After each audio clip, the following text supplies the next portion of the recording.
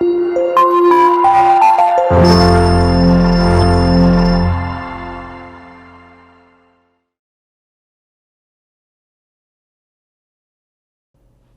बच्चों, कैसे हैं आप? उम्मीद करती हूँ आप बढ़िया और एकदम मज़े में होंगे। बच्चों, आज हम एक बहुत अच्छा पाठ पढ़ेंगे जिसका नाम है मिठाई वाला। बहुत ही मीठे स्वरों के साथ वह गलियों में घूमता हुआ कहता, बच्चों को बहलाने वाला, खिलौने वाला। इस अधूरे वाक्य को वह ऐसे विचित्र का अर्थ होता है बहुत अलग तरीके से। विचित्र किंतु मादक मधुर ढंग से। मादक मधुर ढंग यानी दूसरों को अपना वश में बनाने वाला। मादक मधुर ढंग से गाकर कहता कि सुनने वाले एक बार अस्थिर हो उठते। उनके स्नेहाभिषक्ति कंठ से फूटा हुआ गान सुनकर निकट के मकानों में हलचल मच जाती, यानी कि लोग उसको देखने के लिए उतावले हो जाते। छोटे छोटे बच्चों को अपनी गोद में लिए युवतियां चीकों को ऊपर छज्जों पर नीचे झांकने लगती। गलियां और उनके अंतर्व्यापी छोटे छोटे बच्चों को अपनी गोद में लिए युवतियां चिकों को उठाकर छज्जों पर नीचे झांकने लगती।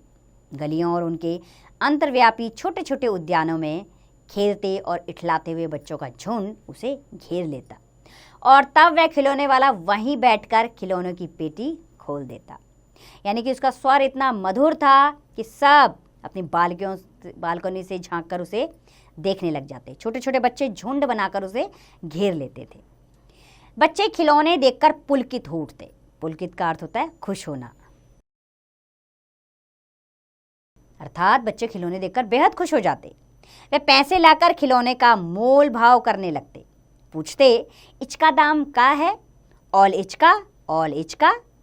खिलौने वाला बच्चों को देखता और उनकी नन्ही नन्ही उंगलियों से पैसे ले लेता और बच्चों की इच्छा अनुसार उन्हें खिलौने दे देता। खिलौने लेकर फिर बच्चे उछलने कूदने लगते और तब फिर खिलौने वाला उसी प्रकार गाकर कहता, बच्चों को बहलाने वाला, खिलौने वाला। सागर की हिलोरों की भांति उसका यह मादक गान गली भर के मकानों में इस ओर से उस ओर तक लहराता हुआ पहुंचता और खिलौने वाला आगे बढ़ जाता। यानी कि वो गली गली ये गाता हुआ घूमता और आगे बढ़ता रहता। राय विजय बहादुर के बच्चे भी एक दिन खिलौने लेकर घर आए। वे दो बच्चे थे, चुन्नू और मुन्नू। चुन्नू जब खिलौने लेकर आया तो बोला, मेला घोला कैछा छुंदल है। मुन्नू बोला, और देखो मेला हाथी कैछा छुंदल है। दोनों अपने हाथी घोड़े लेकर घर भर में उछलने लगे। इन बच्चों की माँ रोहिणी कुछ देर तक खड़े खड़े उनका खेल निहारती रही। अंत में दोनों बच्चों को बुलाकर उसने पूछा, अरे ओ चुन्नू मुन्नू, ये खिलौने तुमने कितने में लिए हैं? मुन्नू बोला, 2 पैसे में, खिलौने वाला दे गया है। रोहिणी सोचने लगी, इतने सस्ते दे गया, कैसे दे गया है?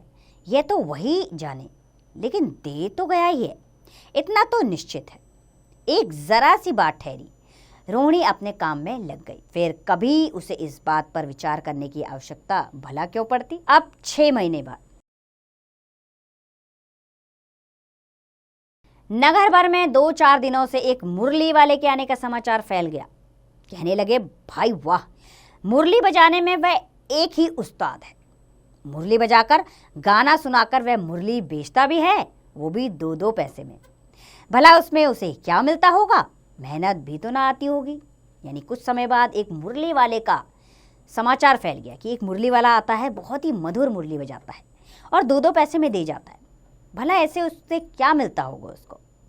एक व्यक्ति ने पूछ लिया, कैसा है वह मुरली वाला? मैंने तो उसे नहीं देखा। तो उत्तर मिला, उम्र तो उसकी अभी अधिक ना होगी, यही 30-32 का होगा। दुबला पतला गोरा युवक है, बीकानेरी रंगीन साफा बांधता है। वही तो नहीं जो पहले खिलौने बेचता करता था? क्या वह पहले खिलौने भी बेचा करता था? हाँ, जो आकार प्रकार तुमने बतलाया उसी प्रकार का वह भी था। तो वही होगा, पर भाई है वह एक उस्ताद। प्रतिदिन इसी प्रकार उस मुरली वाले की चर्चा होती।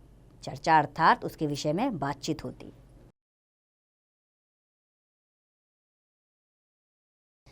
प्रतिदिन नगर की प्रत्येक गली में उसका मादक मृदुल स्वर सुनाई पड़ता। बच्चों को बहलाने वाला, मुरली वाला। रोहिणी ने भी मुरली वाले का यह स्वर सुना। तुरंत ही उसे खिलौने वाले का स्मरण हुआ है। स्मरण यानी उसे याद आया। जब रोहिणी ने मुरली वाले का स्वर सुना तो उसे खिलौने वाले की याद आ गई। उसने मन ही मन कहा, खिलौने वाला भी इसी तरह गा गा का खिलौने बेचा करता था। रोहिणी उठकर अपने पति विजय बाबू के पास गई। जरा उस मुरली वाले को तो बुलाओ, तो चुन्नू मुन्नू के लिए ले लूं, क्या पता या फिर इधर ना आए। वह भी जान पड़ता है पार्क में खेलने निकल गए हैं। विजय बाबू एक समाचार पत्र पढ़ रहे थे। उसी तरह उसे लिए हुए वे दरवाजे पर आकर मुरली वाले से बोले, क्यों भाई, किस तरह देते हो मुरली? किसी की टोपी गली में गिर पड़ी, किसी का जूता पार्क में ही छूट गया और किसी की सोथनी यानी पजामा ही ढीली होकर लटक आई है। इस तरह दौड़ते हाँफते हुए बच्चों का झुंड आ पहुंचा। एक स्वर से सब बोल उठे, अम्बी लेंदे मुरली और अम्बी लेंदे मुरली। मुरली वाला हर्ष गदगद हो उठा, अर्थात खुशी से वो फूला नहीं समाया। बोला, सबको देंगे भैया, लेकिन जरा रुको, ठहरो, एक एक को आने दो। अभी इतनी जल्दी हम कहीं थोड़े ही जाने वाले हैं, बेचने तो आए हैं। और इस समय मेरे पास एक दो नहीं, पूरी 57। हाँ बाबूजी, क्या पूछा था आपने? कितने में दी?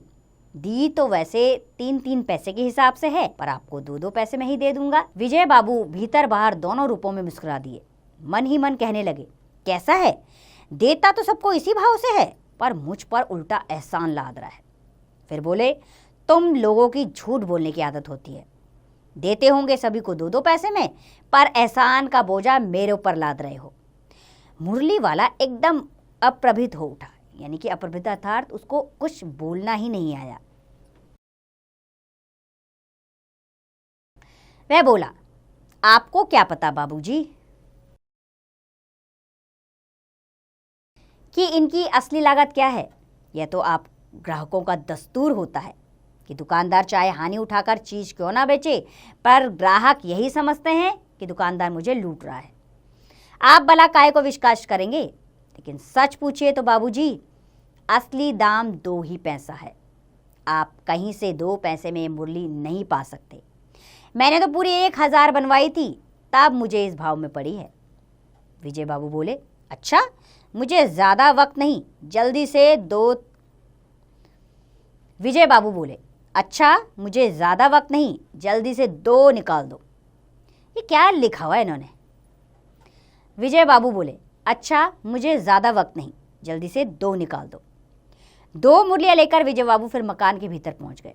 मुरली वाला देर तक उन बच्चों के झुंड में मुरलियां बेचता रहा। उसके पास कई रंग की मुरलियां थी। बच्चे जो रंग पसंद करते, मुरली वाला उसी रंग की मुरली निकाल देता। यह बड़ी अच्छी मुरली है, तुम यही ले लो बाबू। राजा बाबू, तुम्हारे लायक तो बस यह है। हाँ भैया, तुमको वही देंगे, ये लो। तुमको वैसी ना चाहिए, यह नारंगी रंग की, अच्छा वही ले लो। ले आए पैसे? अच्छा, ये लो, तुम्हारे लिए मैंने पहले से ही ये निकाल रखी है। तुमको पैसे नहीं मिले? तुमने अम्मा से ठीक तरह मांगे नहीं होंगे। धोती पकड़कर पैरों में लिपटकर अम्मा से पैसे मांगे जाते हैं बाबू। हाँ, फिर जाओ, अब की बार फिर मिल जाएंगे। ध्वनि है तो क्या हुआ, ये लो पैसे, वापस लो। ठीक हो गया ना हिसाब? मिल गए पैसे? देखो, मैंने तरकीब बताई। तरकीब का अर्थ होता है उपाय।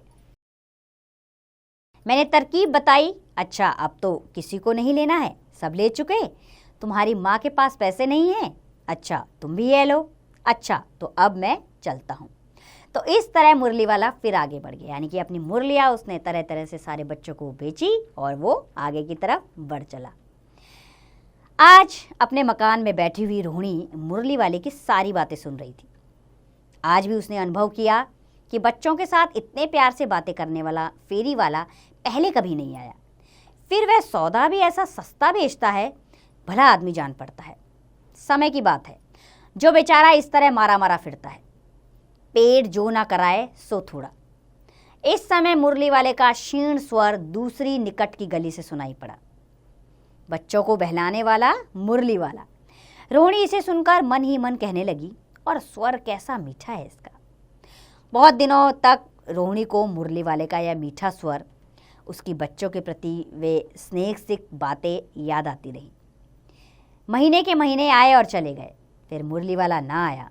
धीरे धीरे उसकी स्मृति भी क्षीण हो गई, यानी कि क्षीण यानी कि गायब। 8 मास बाद सर्दी के दिन थे। रोहिणी स्नान करके मकान की छत पर चढ़ के अंजालुबी केश राशि सुखा रही थी, यानी कि अपने पानी में भीगे हुए केश यानी कि बाल सुखा रही थी। इस समय नीचे की गली में सुनाई पड़ा, बच्चों को बहलाने वाला मिठाई वाला। मिठाई वाले का स्वर उसके लिए परिचित था। झट से रोहिणी नीचे उतर आई। उस समय उसके पति मकान में नहीं थे। हाँ, उनकी वृद्धा दादी थी। रोहिणी उनके निकट आकर बोली, दादी, चुन्नू मुन्नू के लिए मिठाई लेनी है, ज़रा कमरे में चलकर ठहराओ। मैं उधर कैसे जाऊं? कोई आता ना हो, ज़रा हटकर मैं भी चिक्की ओट से बैठी रहूंगी। दादी उठकर कमरे में आकर बोली, ए मिठाई वाले, इधर आना। मिठाई वाला निकट आ गया और बोला, कितना मिठाई दूँ माँ? ये नए तरह की मिठाइयाँ हैं, रंग बिरंगी, कुछ कुछ खट्टी, कुछ कुछ मीठी, जायकेदार, बड़ी देर तक मुंह में टिकती है, जल्दी नहीं घुलती, बच्चे बड़े चाव से चूसते हैं। इन गुणों के सिवा ये खांसी भी दूर करती है। कितनी दूँ? चपटी, गोल, पहलदार गोलियाँ हैं, पैसे की 16। 16 देता हूँ। दादी बोली, 16 तो बहुत कम होती है, भला 25 तो दे। मिठाई वाला, नहीं दादी, आधी नहीं दे सकता, इतना भी देता हूँ। यह अब मैं तुम्हें क्या, खैर मैं अधिक ना दे सकूँगा। रोहिणी दादी के पास ही थी, बोली, दादी फिर भी काफ़ी सस्ता दे रहा है, 4 पैसे की ले लो, यह पैसे रहे। मिठाई वाला मिठाइयाँ गिनने लगा, तो 4 की दे दो। अच्छा, 25 नहीं सही, 20 ही दो। अरे हाँ, मैं बूढ़ी हुई, मोल भाव अब मुझे ज़्यादा नहीं आता है। कहते हुए दादी के पोपले मुंह से जरा सी मुस्कुराहट फूट पड़ी। रोहिणी ने दादी से कहा, दादी इससे पूछो, तुम इस शहर में और कभी भी आए थे या पहली बार आए हो? यहाँ के निवासी तो तुम हो नहीं। दादी ने इस कथन को दोहराने की चेष्टा की। चेष्टा अर्थात कोशिश। चेष्टा की थी कि मिठाई वाले ने उत्तर दिया, पहली बार नहीं, मैं और भी कई बार आ चुका हूँ। रोहिणी चिक की आड़ से ही बोली, पहले यही मिठाई बेचते हुए आए थे या और कोई चीज़ लेकर? मिठाई वाला हर्ष, संशय और विस्मय आदि भावों में डूबकर बोला, इससे पहले मुरली लेकर आया था और उससे भी पहले खिलौने लेकर। रोहिणी का अनुमान ठीक निकला। अब तो वह उससे और भी कुछ बातें पूछने के लिए अस्थिर हो उठी। वह बोली, इन व्यवसायों में भला तुम्हें क्या मिलता होगा?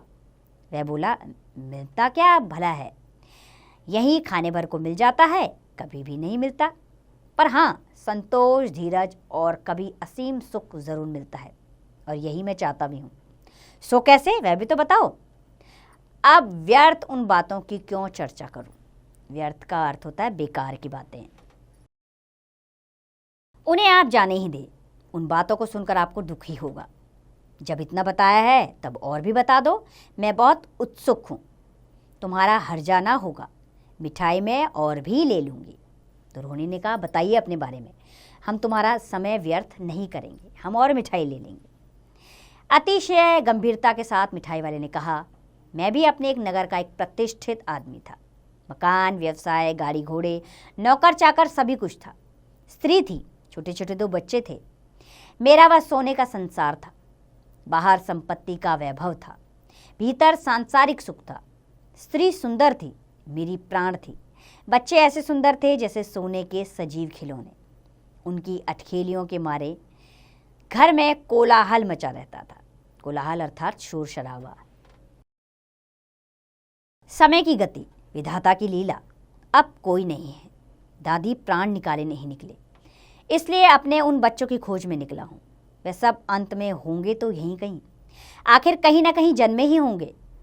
उस तरह रहता, घुलता मिलता रहता, इस तरह सुख संतोष के साथ मरूंगा। इस तरह के जीवन में कभी कभी अपने उन बच्चों की एक झलक सी मिल जाती है। ऐसा जान पड़ता है जैसे वे इन्हीं में उछल कूद कर हंस रहे हैं। पैसों की कमी थोड़े ही है, आपकी दया से पैसे तो काफ़ी हैं, जो नहीं है इस तरह उसी को पा जाता हूँ। रोहिणी ने अब मिठाई वाले की ओर देखा, उसकी आंखें आंसुओं से तर है। इसी समय चुन्नू मुन्नू आ गए। रोहिणी से लिपटकर उसका आंचल पकड़कर बोले, अम्मा मिठाई। मुझसे लो, यह कहकर तत्काल कागज़ की 2 पुड़ियाँ मिठाई वाले से भरी। मुझसे लो, यह कहकर तत्काल कागज़ की 2 पुड़ियाँ मिठाइयों से भरी मिठाई वाले ने चुन्नू मुन्नू को दे दी। रोहिणी ने भीतर से पैसे फेंक दिए। मिठाई वाले ने पेटी उठाई और कहा, अब इस बार ये पैसे ना लूँगा। दादी बोली, अरे अरे ना ना, अपने पैसे ले जा भाई। तब तक आगे फिर सुनाई पड़ा उसी प्रकार का मादक मृदुल स्वर, बच्चों को बहलाने वाला मिठाई वाला। अर्थात मिठाई वाला उन बच्चों को अपनी मिठाइयाँ देकर बेहद खुशी का अनुभव कर रहा था, इसलिए उसने उसके बाद वो पैसे नहीं लिए। तो बच्चों, भगवती प्रसाद वाजपेयी द्वारा लिखित यह पाठ बेहद ही मन को झंझोड़ने वाला है। इसमें एक इंसान जो अपने सारे दुखों को भुलाकर सुख की तलाश में सब लोगों की सेवा में निकला है। तो बच्चों, इसका मौलिक ज्ञान यह है कि हमें एक दूसरे की भावनाओं को समझना चाहिए, एक दूसरे के साथ रहना चाहिए, उनकी चिंता करनी चाहिए। ऐसे ही समाज चलता है। तो उम्मीद करती हूँ बच्चों आपको ये पाठ अच्छा लगा होगा। अब इसका अभ्यास कार्य आप स्वयं कीजिए।